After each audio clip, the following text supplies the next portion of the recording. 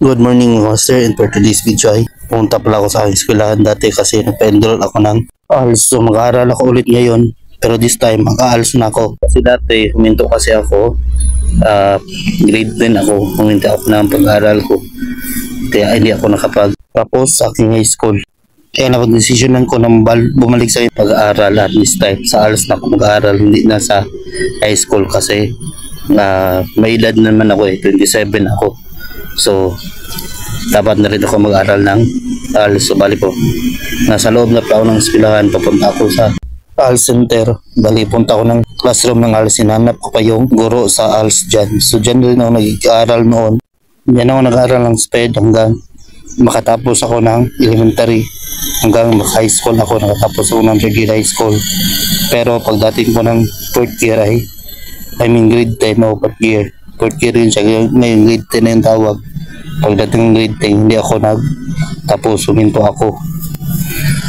So kaya hindi ako nakapagtapos ng high school. So pasensya na pala kayo sa disobey ngayon kasi maingay kasi nasa labas ako, nasa Ayala ako naka-standby. So nag-video pala ako dyan.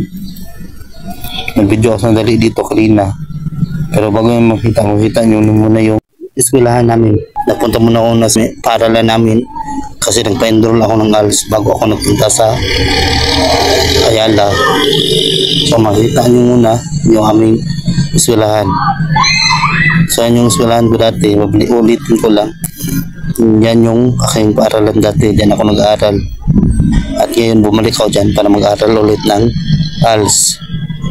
So yan, nag-video muna ako bago ako mapa-enroll kasi wala pa naman yung guro namin sa ALS. Hanap ko pa.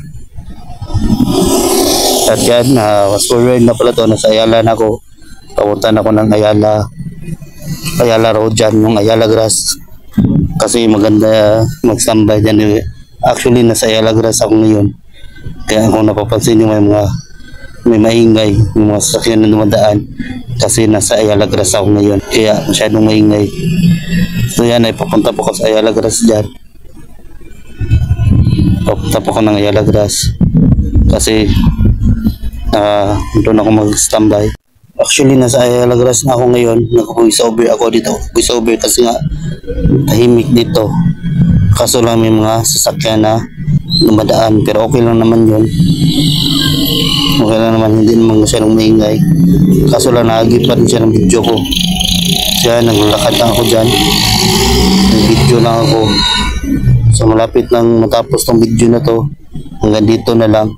Salamat din. God bless.